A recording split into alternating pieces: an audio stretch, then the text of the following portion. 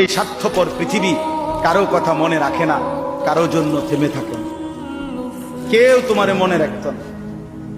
তুমি মরে গেলে কারো হাতে সময় নাই তোমারে কান্দে লইয়া কান্দলে, কারো হাতে সময় নাই।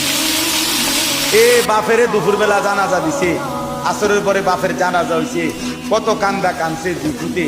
এশার নামাজের পরে পাশের ঘরের থেকে ভাত তরকারি আনছে, এর ওই পেট ভরে ভাত খায়। এরা দেখলাম দুপুরে কান্দে অন্ধা, আরো গোস্ত লয়, আরো পারমির মুরগা লয়, তেলাপিয়া মাছ লয়, ডাইল লয়। বাহ! কি আপনারা দেখলাম বিকালে কি কান্দাটা কানলেন,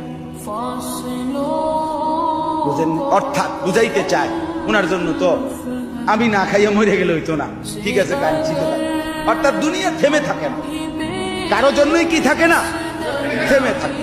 এই জন্য দুনিয়া নিয়েই ব্যস্ত না হই, আখিরাতের ফিকির করি।